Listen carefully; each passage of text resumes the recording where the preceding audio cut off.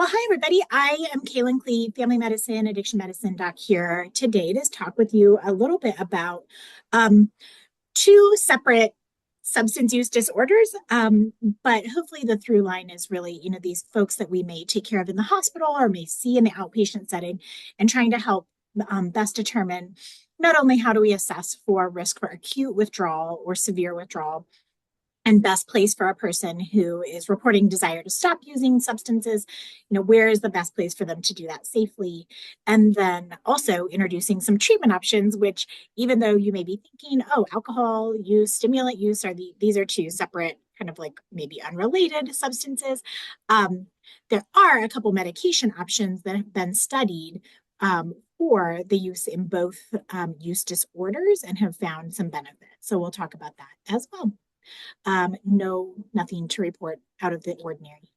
Here's our learning objectives, which I alluded to a little bit. I really want us to think about like when somebody's presenting in our care with a history of alcohol use disorder specifically, um, how do we assess for kind of risk for alcohol withdrawal symptoms and what we should plan as far as safest location and setting, but also medications and protocols for monitoring and then managing acute withdrawal, and then identify appropriate medications and protocols, both for initiating and then maintaining treatment medications for alcohol and stimulant use disorders. And then thinking about discharge plans, like how do we get people connected? We'll talk a little bit about this, but that is like a whole extra topic. So, and not unique necessarily to alcohol and stimulant use. So we'll see. There's a few things at the end if we get to. We'll have some time to discuss in more detail. Otherwise, I think these slides will be available for folks to view afterwards. And can, pull some extra information there. I think everybody on this call is very familiar with Moms Plus, but really Moms Plus was born out of what we heard from hospitals who had implemented or started implementing the MOMS initiative, right, which is Maternal Overdose Matters, placing naloxone and giving naloxone directly to patients and families at risk for opioid withdrawal. Many hospitals who participated and were early adopters of the MOMS initiative really came back to us and said, hey, what else can we do? Because it feels good to give people, a resource and to even give people naloxone in hand, but it doesn't really feel like everything we should be doing, especially in the hospital when a perinatal patient is presenting either reporting, I need help with withdrawal, I'm going through withdrawal, and we can and should start treatment. So how do we do that? So that's how Moms Plus actually got started for anybody who remembers going back. But really the pillars of care are facilitating that connection between the healthcare team and the patient, baby, and family unit, initiating treatment, including treatment of acute withdrawal, and then as well as ongoing recovery support or return to use prevention medications. And then how do we get people connected, right? We've started this treatment episode in the hospital, but how do we get people connected to the community to continue that treatment once they leave our care? Okay, a little bit about alcohol use disorder. Not everybody who drinks alcohol, this is something that we intuitively know, but is really important when somebody is telling us about alcohol use to stop and think through. Not all people who drink alcohol at all, and not all people, even with unhealthy or alcohol use in excess of lower risk limits, are physically dependent on alcohol. And so this is a really important question for us to start thinking through and asking our patient about when we're trying to help them determine what's the safest way for you to decrease or stop drinking alcohol. And that hinges on whether that person has a history of physical dependence or knows that they have physical dependence to alcohol, and history of withdrawal episodes in the past, right? So I've put a few questions, just kind of scripting suggestions here that can help you get at that information with a patient. So I'll often ask, when was the last time you went 24 hours or longer without any alcohol? Sometimes people will say, never, right? They'll kind of give you a history of like, since I've been drinking or been drinking in this way, I've been drinking every single day and I haven't stopped. This is the first time I'm thinking about, decreasing or stopping my alcohol use.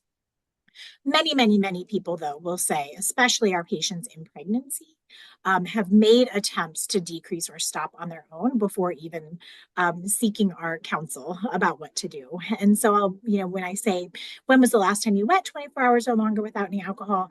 Many people will be able to describe, like, hey, yeah, a couple weeks ago, I tried to quit cold turkey. And you can get some information then by asking these questions. Did you have symptoms of withdrawal? Sometimes patients who haven't experienced alcohol withdrawal are uncertain of what they've experienced, whether it was kind of a hangover versus withdrawal. And so getting at, did you have a headache, nausea or vomiting, shakiness, anxiety, insomnia, right? Getting at some of those questions to to pick out concerning symptoms for alcohol withdrawal. Asking about past treatment needs. Have you ever needed medical care for symptoms of alcohol withdrawal ever in your whole life? Have you ever been prescribed medications, admitted to the hospital, or needed to go to detox or an inpatient treatment facility in order to have withdrawal symptoms managed? And then to get about at that history of more severe or complicated alcohol withdrawal, have you ever had a seizure, hallucinations, or severe confusion when you have stopped drinking? If the answer to that question is yes, if your patient can tell you about a history of alcohol withdrawal seizures, hallucinations, severe confusions, right? Those hallucinations and severe confusion are features of either alcohol withdrawal hallucinosis or delirium tremens that are symptomatic of more severe and potentially life-threatening alcohol withdrawal states. Those folks really need medically managed withdrawal and unlikely to even be safe to do so in the outpatient setting. So folks are telling you about multiple hospital admissions, and ever admitted to the ICU, or history of seizure, hallucinations, severe confusion when they've stopped drinking in the past, you can already start thinking about, hey, probably the safest place for this person to make that initial attempt at sobriety will be in a medically supervised and medically managed setting. Alcohol intoxication, so helping patients think through, what are symptoms not only of withdrawal, but what are symptoms of like hangover, but also many of us will know and be able to observe symptoms of alcohol intoxication. For patients who have significant tolerance, many people will have a positive blood alcohol or breath alcohol level that for a person without tolerance would be very intoxicated and are actually functioning fine. And so this would be a really important thing if you were meeting somebody, let's say in the emergency department or OB triage, and you get a blood alcohol level, let's say, that's very elevated, but the person in front of you is conversing, oriented, calm, cool, collected. Again, that would be as a sign that this person has tolerance and is likely to benefit from medically managed withdrawal if and when they desire to stop drinking. Managing alcohol intoxication or poisoning is really something that happens in the emergency department, right? This is somebody typically found unconscious, untended, emergency EMS is called, and people really need acute management. So this is something that I think most of us probably are not going to encounter hopefully in the clinic setting or even in OB triage. These would be more folks coming through the emergency department. Really uncommon to do gastric lavage or gastric suctioning. That has to be done really quickly because alcohol is absorbed fast from the stomach. So that is not a feature that you will commonly see. But really the goal of acute alcohol intoxication or poisoning management is to really get folks through that acute obtunded phase by managing their airway, vital signs, managing their blood pressure, blood sugar, and temperature.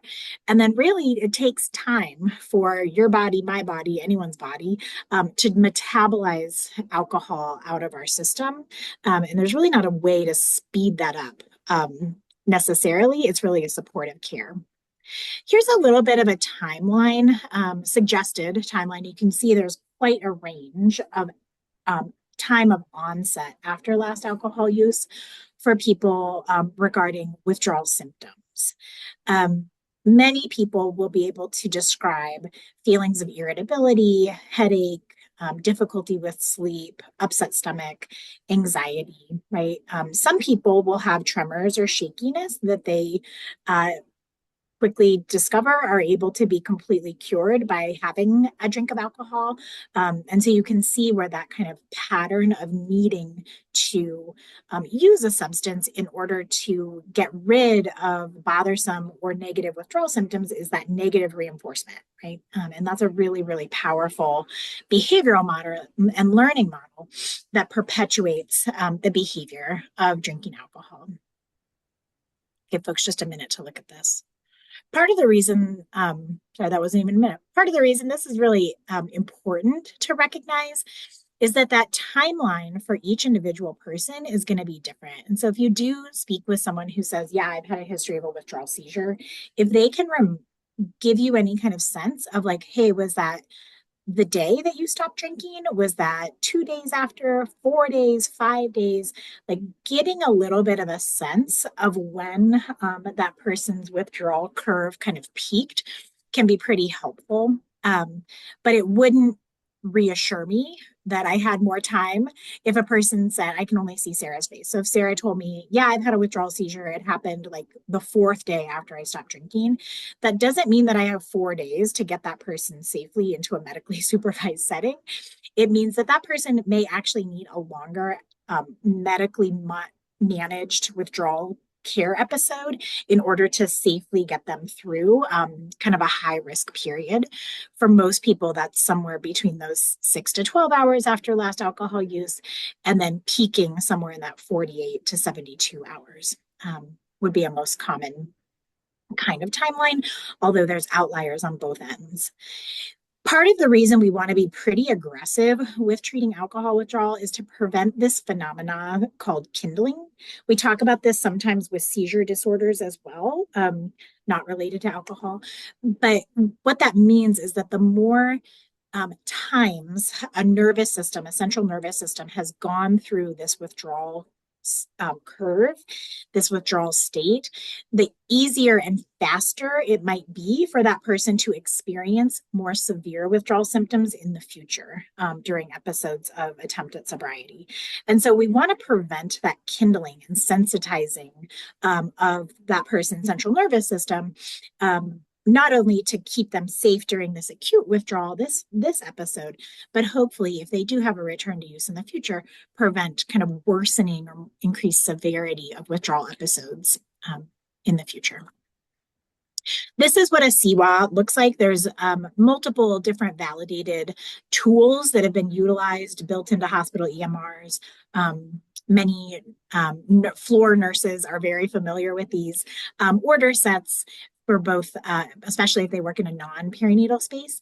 For folks who are do not have or are not sure if they have a withdrawal scale built into their EMR at their hospital, it would be great to find that out and figure out, hey, do we have, what is our hospital alcohol withdrawal scale? I will bet it's one of these three, either the CWA, the MINDS, or the SOS. And none of these have been particularly well studied or validated for a perinatal population, but that doesn't mean that we shouldn't use these tools for a pregnant or immediately postpartum person. We definitely should. So there's a lot of debate in the field about should we have people on fixed medication schedules, symptom-driven schedules. I'm not going to get into those debates today. Really, my plea would be to find out what is your hospital's alcohol withdrawal scale and to find out how do we access that, how do we use it, and for perinatal floors or spaces, do our nurses, our frontline team members need additional training if they haven't utilized these scales in the past? If they haven't utilized these scales in the past, the answer is yes, because these scales, while validated, are only as good as the way that we prepare typically our nursing staff to administer them and interpret them. This is from the Moms Plus order set website. You can find this on the Moms Plus website under, for clinicians and withdrawal management protocol, kind of suggestions. This is a great place to start. There's nothing magical about lorazepam. Sometimes different hospitals will have built-in different benzodiazepines. That is fine. If your hospital prefers a different benzodiazepine than lorazepam, go for it. You'll see that lorazepam is typically recommended for kind of more medically fragile populations, including much older people, adolescents, and pregnant people. But there's not really any magic about that. So if your hospital says we don't have lorazepam or we don't want to use this protocol, and they prefer a different benzodiazepine, very common is Transine, Librium, even diazepam, that is fine. There are many hospitals now that are kind of on the leading edge of withdrawal management that prefer phenobarbital for alcohol withdrawal. There's very few studies of utilization of phenobarbital in pregnancy specifically for alcohol withdrawal. But again, what seems to come out of those case studies is that if that's the medication available, even though we typically avoid phenobarbital in pregnancy, it is likely higher benefit to the patient to utilize the medication to prevent or control severe alcohol withdrawal symptoms than it would be to withhold medication. You can see on the right-hand side of this protocol, these are comfort treatments. These are add-ons. So benzodiazepines are the mainstay of alcohol withdrawal treatment. And so I would not forego lorazepam or another benzodiazepine on the left and try to lean on these comfort medicines first. You're not going to send somebody home on benzodiazepines after treating them for acute alcohol withdrawal. And so folks sometimes are nervous because they're like, well, I don't want somebody to leave the hospital, having dependent on a medication. No, you're not going to send people home on this. This is for acute management in a medical setting. And typically only over a period of several days. I would not expect somebody to have profound benzodiazepine dependence after receiving appropriate treatment for alcohol withdrawal. So those comfort medicines are really on the, symptom driven for anything that the benzodiazepine, let's say, is not quite completely covering. Okay. For any of you who are in a hospital setting where you're not currently offering alcohol withdrawal management on the OB floors, I guarantee you have some experts in your hospital. Mostly these are going to be the hospitalists, ICU attendings, and folks in the ER who manage acute alcohol withdrawal all the time and would be great resources, particularly if your hospital does not have an addiction medicine consultation service. And then we'll talk a little bit more about naltrexone in a second. So I'm going to skip over this. But just to kind of introduce the idea that if you are helping somebody safely withdraw from alcohol, please consider that that is also the right time to start introducing the idea of ongoing sobriety support medications such as naltrexone, acamprosate, etc. And here's naltrexone. So naltrexone is a medication. It's an opioid antagonist. It comes in both a PO tablet and a once monthly injection. That's an intramuscular injection. That's called Vivitrol is the brand name. We think naltrexone helps reduce cravings and positive reward response to alcohol consumption. Alcohol doesn't have its own receptor in the brain, right? There's not like an alcohol receptor like there are opioid receptors in the central nervous system. And so the way that alcohol has both its intoxicating and rewarding effects depends on a network of multiple different neurochemical systems, including the endogenous opioid system. And so by blocking those opioid receptors, it seems that for a certain subset of patients, it significantly reduces both craving and positive reward from alcohol exposure, which makes it easier for folks to drink less and weakens those reinforcing properties. Naltrexone is not antabuse. I am going to comment on antabuse or disulfiram in a second. It will not make people sick to start naltrexone, even if there is still alcohol in their system. People can start naltrexone even while they are still consuming alcohol. It doesn't have that antabuse or disulfiram-like effect. However, some people don't feel great. And so they may have more kind of nausea or headache and kind of still feel the blah, like negative symptoms from alcohol, but without the euphoria or intoxicating kind of pleasurable experience, may experience alcohol to be, kind of overall negative, but it's not quite the same as making people sick when they drink. That is not true for opioids. So, for people who are taking opioids, in addition to alcohol, naltrexone would need to be separated from the last opioid exposure by about 5 to 7 days, but not the same for alcohol. People can start naltrexone even with alcohol still in their system or without a, you know, clear goal or plan to completely abstain from alcohol in the future. Acamprosate is a little bit of a mystery medicine. It's an interesting medicine that we think interacts with the GABA and glutamate neurochemical systems, which are significantly dysregulated by consistent alcohol exposure. And so we think that there's probably some benefit for alcohol craving reduction by modulating and kind of softening the rough edges on those glutamate and GABA receptor systems that have been kind of sensitized and dysregulated by alcohol exposure. Most people tolerate acamprosate very well. It can be used in combination with naltrexone, many other medications. It really has very few medication interactions. And this is a medicine that some of us consider for people who have very severe liver impairment because acamprosate is renally cleared or through the kidneys. And so it can be an option for people who have such significant either acute or chronic liver impairment that we're nervous to start naltrexone, which naltrexone is hepatically or liver metabolized. And so we want people to, people don't have to have perfect liver numbers to start naltrexone. But if somebody was in an acute alcohol hepatitis, for example, we may wait until their liver is less irritated to start naltrexone, whereas for acamprosate, that could be still safe to start even during an kind of pretty significant liver impairment episode. Disulfiram is Antabuse. Many people are familiar with Antabuse as a medication, and by many people I mean the legal system, patients, healthcare providers. We do not use disulfiram in the medical setting as a first-line treatment typically. It may be a medication that for some patients is very effective.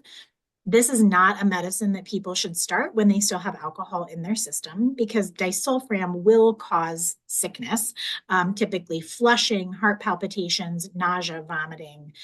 People feel miserable when taking disulfiram and have alcohol in their system. And so for certain patients, this is like super motivating, and they're able to take this medication kind of on an as needed basis, potentially.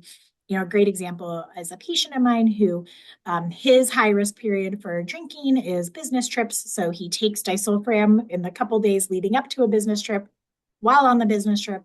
And then when he gets home, he stops the medication. That's still a pretty rare application of this medication. And so not something that I think most of us will see very commonly, and definitely not commonly seen for people during pregnancy. Of all the AUD medications, there probably is the most concern for congenital effects with taking disulfiram in the first trimester. And so we think about, this is probably not the most common medication that you're going to hear me or other treatment providers recommending for the perinatal patient. Overall, we have some reassuring data for naltrexone and acamprosate during pregnancy. And there is still very limited data specifically for acamprosate regarding lactation or breastfeeding. Every once in a while, I'll get a message back from pharmacy saying, hey, do you know this patient is breastfeeding? Are you still okay with them taking this medication?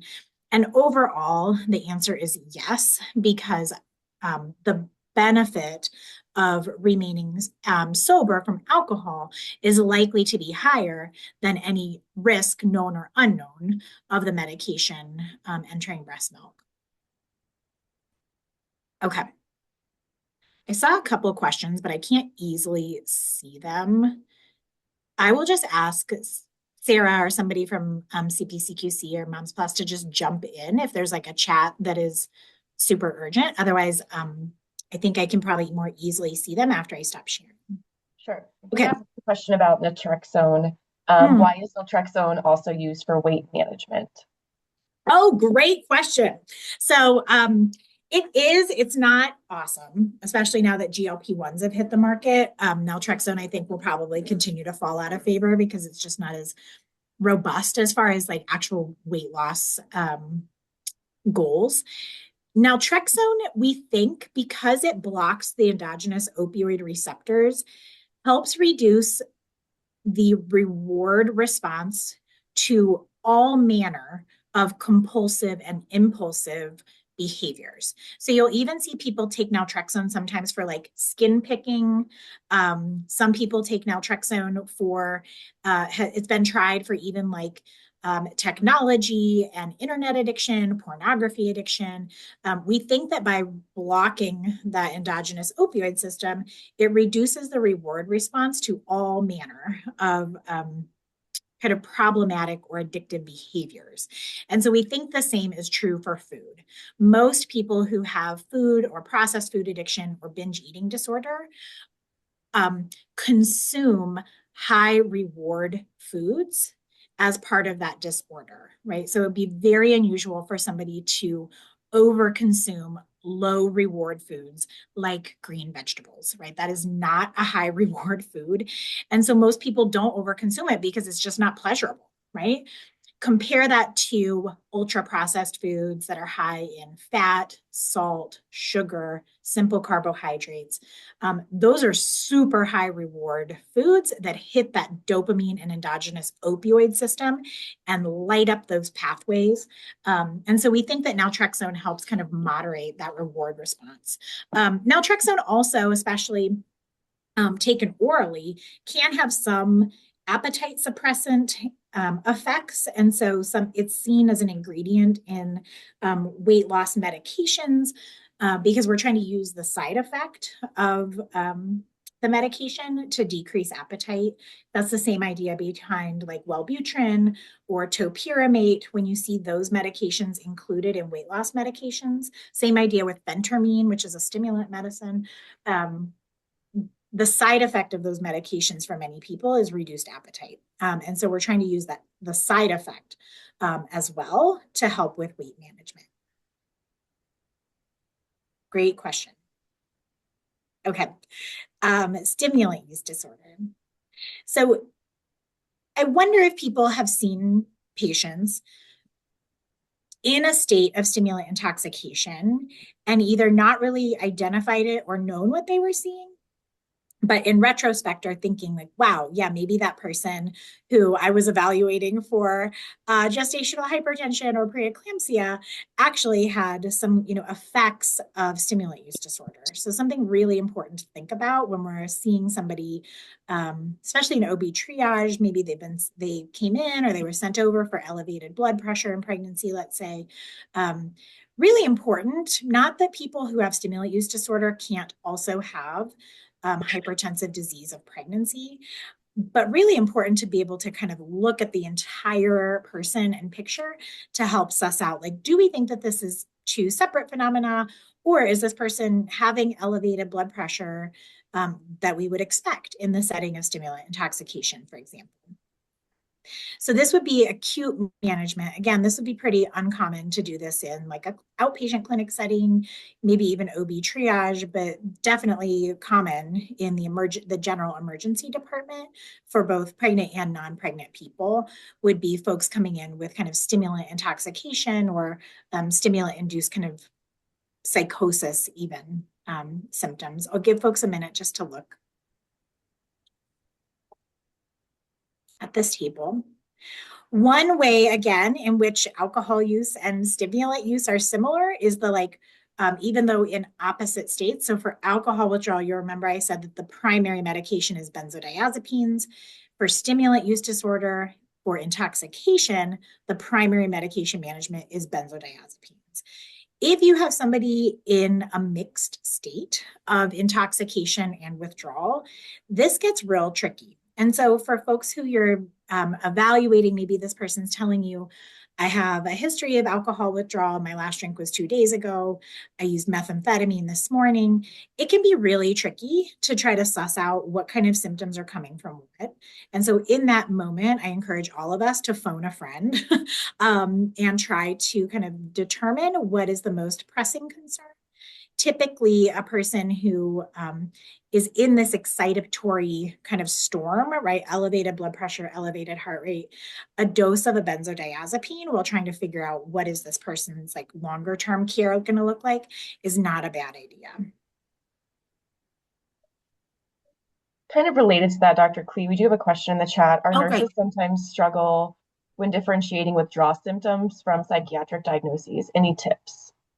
Yeah, that is a really, really important and difficult question to answer in the moment, right? When somebody's in front of you having, you know, paranoid or delusional thoughts or vocalizations, somebody is acutely kind of disoriented.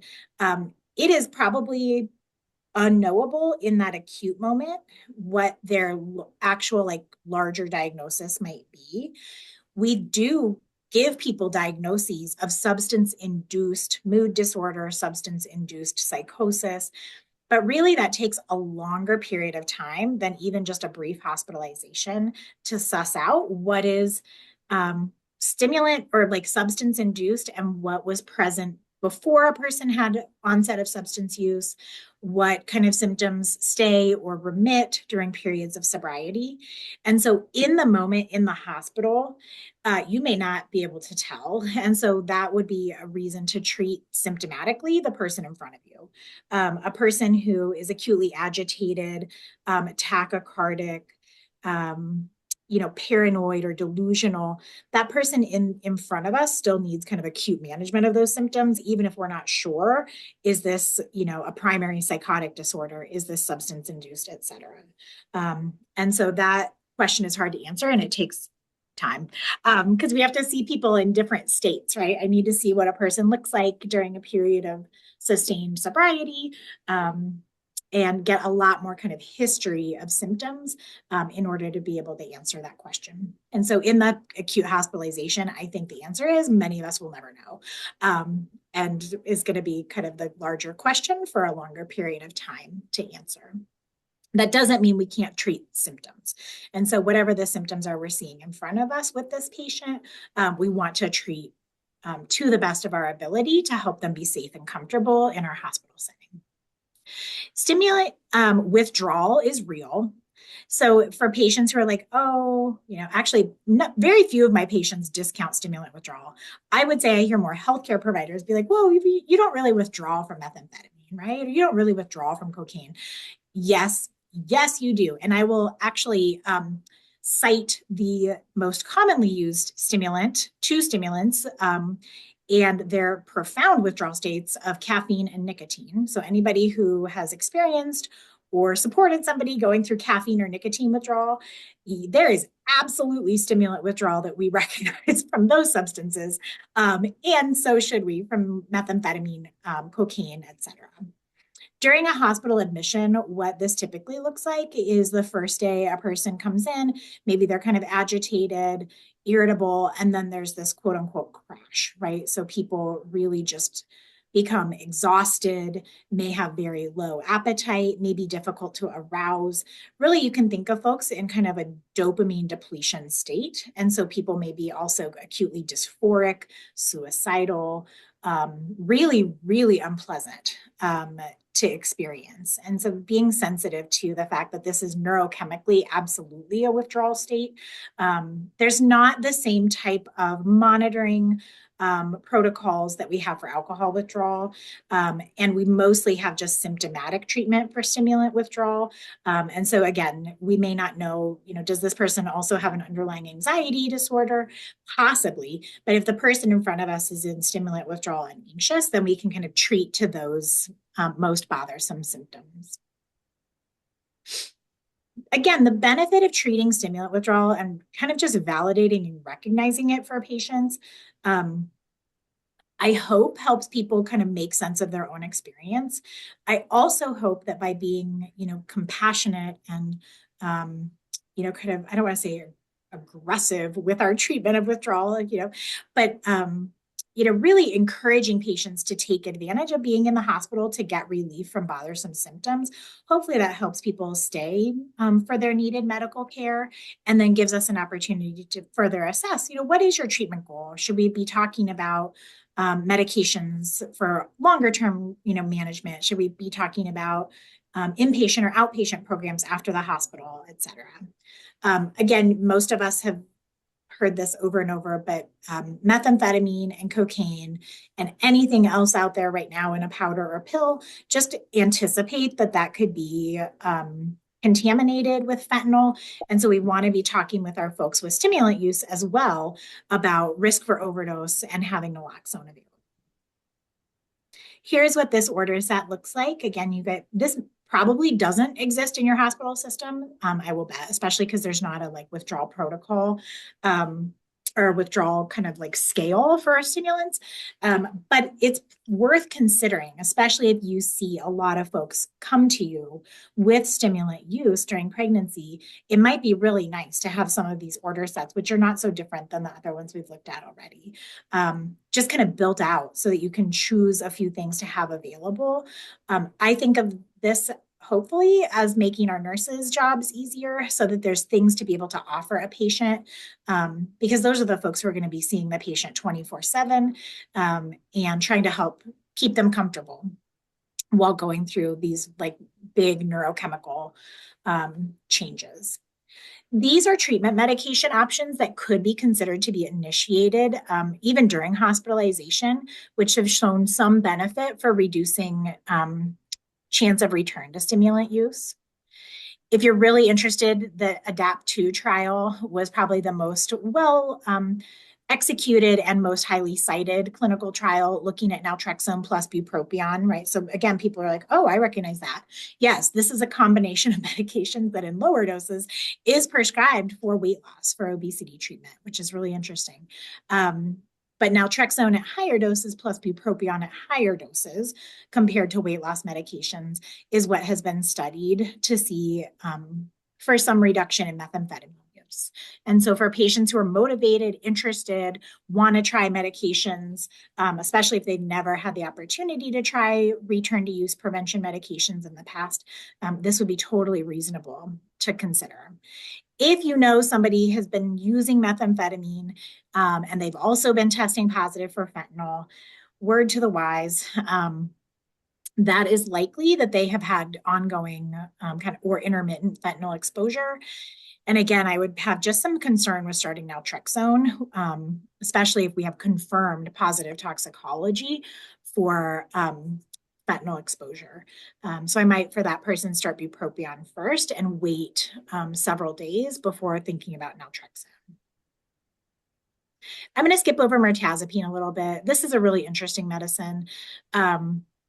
It can help kind of restore appetite and start to get kind of circadian rhythm healing by taking it at bedtime to help with sleep onset.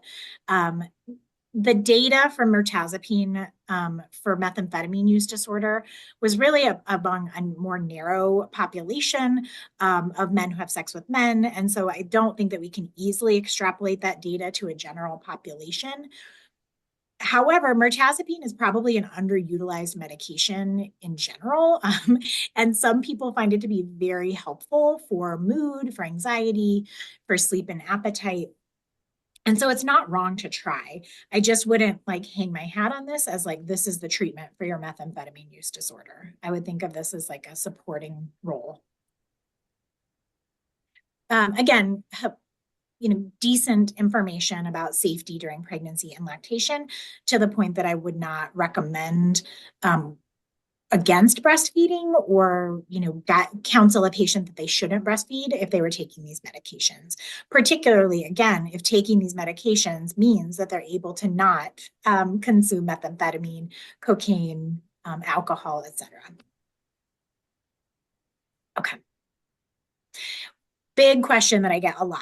Should we prescribe stimulants to people with stimulant use disorder, right? It kind of cognitively makes sense. We prescribe opioids to people with opioid use disorder, and it is life-saving. Unfortunately, we have not seen similar benefit data for prescribed stimulants for the treatment of stimulant use disorder. Um, and so this is not common practice, I would say, or definitely not first line treatment to prescribe stimulant medications for folks with stimulant use disorder. I would say a caveat is people who have a really clear, strong history of co occurring ADHD. Those folks benefit significantly from prescription stimulant therapy, both for their ADHD as what treatment of ADHD, as well as support of their sobriety, particularly for folks who can tell you, like, I started using methamphetamine because it was the only thing that like helped me settle down and go to class, or it was the only thing that helped me, be able to keep a job because I could like get my schedule organized and like stay on the same, sleeping routine. It's really interesting the way that some folks have come to use of illicitly manufactured stimulants. And continue to use them because they give a big benefit, like a functional benefit for folks, I think, particularly with undiagnosed or untreated ADHD. So for those folks, I would say, the bulk of people with stimulant use disorder, particularly methamphetamine use disorder, who have ADHD, who are receiving prescribed stimulants as a known treatment for both. Typically, I see that happen in the setting of like an addiction specialist, either psychiatry or medicine. And so, again, a great opportunity to phone a friend if you have a patient that you're considering prescription stimulants for. The actual best data for stimulant use disorder treatment is contingency management.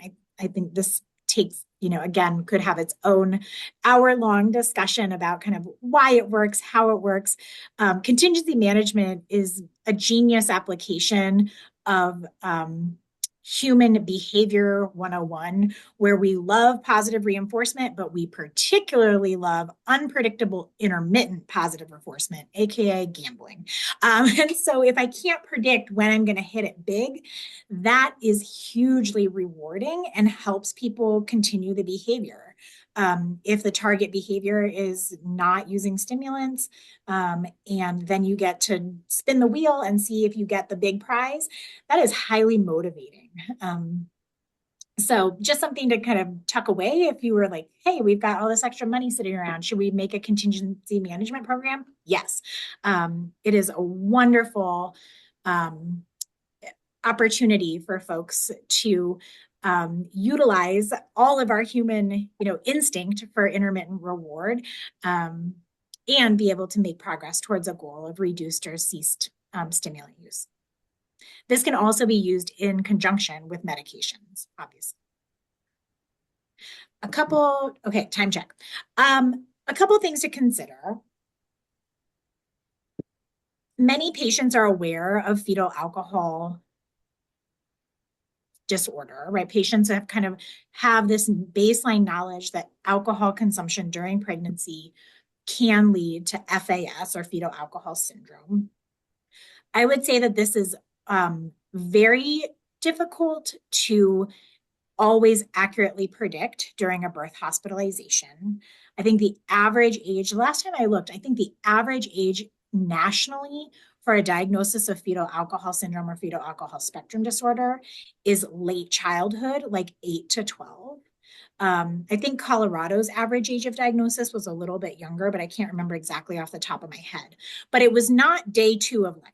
And so just recognizing that some of the effects that we would later be able to identify as fetal alcohol spectrum disorder are not going to be visible or detectable during that birth hospitalization, which is just another reason that link and warm handoff to not only care for mom, but pediatric care is critical, so that hopefully patients and their families are following up with somebody who is aware of prenatal alcohol exposure and is kind of monitoring this kiddo as they grow and develop for any signs or symptoms that could be consistent with that diagnosis. This is a spectrum.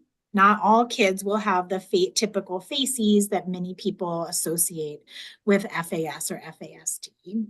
I would say what ends up being kind of a more difficult diagnosis, especially if we can't know or confirm prenatal alcohol exposure history. Maybe we don't know about, the child's kind of, prenatal care. Maybe mom is not parenting the child, so we don't know all of the history. Is really as kiddos get older and have some more of this kind of neurodevelopmental or neurobehavioral symptomatology. However, seeing a provider who's familiar with fetal alcohol spectrum disorder can help increase the chance of an accurate diagnosis. I will put a plug in for at least considering this for even some of our adult patients. We know that addiction, and particularly alcohol use disorder, has a genetic vulnerability. And so it's not uncommon for me to be taking care of a patient and talking with them about their alcohol use disorder during their pregnancy, also thinking about, what was this person potentially exposed to themselves, if their mom also has a history of addiction or alcohol use, and how might that kind of influence how I take care of this person, check for understanding, think about, their response or lack of response to medications for mood or attention disorder symptoms, et cetera. Okay. Effects from stimulants are very difficult to pin down. Amphetamines and methamphetamines are not one thing. They're plural, right? So there's multiple different formulations that are all in this class of amphetamines. And so it's a very heterogeneous exposure to try to measure and try to say, like, this methamphetamine exposure led to this outcome for this individual dyad or this individual infant. I don't know that we'll ever have that type of data because it's such a heterogeneous exposure. And many kiddos, just like alcohol, who have prenatal stimulant exposure are not only exposed to stimulants. There could be other exposures that are influencing kind of their later development. I stole this unabashedly from Dr. Mishka Turplin, who really this kind of like transformed how I think about and talk with patients.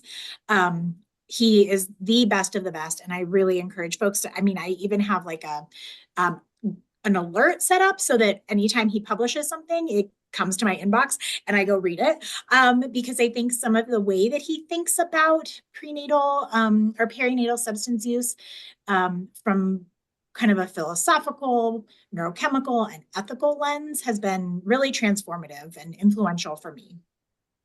This is something that he talks about a lot, which is um, the mistake of associating an exposure over here and the outcome of a measurement over here without considering everything that happens in that individual child's life in the middle. And so while, the question of, well, what happens when a mom has used methamphetamine in pregnancy? What's going to happen to their kiddo as they grow and develop? The answer is probably it matters what we do from here to then, right? What we do now for this dyad and family is what's going to answer that question much more honestly than saying this exposure over here equals this later outcome neurodevelopment. I hope that makes sense. I am going to stop there. I think some of these questions or some of these slides at the end are like really nice to be thinking about as far as like what happened, right? The middle matters more. I'm like, can I, like start quoting that for myself. But really what I mean is what do we do in the between time from when an exposure has happened as that dyad grows and develops to, childhood and beyond. These are some of the components that we can think about, right? There's almost no wrong place to start to help influence healthy parenting, attachment, safe sleep, etc. And lastly, it would be remiss, this wouldn't be a Moms Plus Talk without naloxone. So just a shout out, both, I mean, this is critical for our patients with substance use, but also for their families and preventing pediatric opioid exposures, et cetera.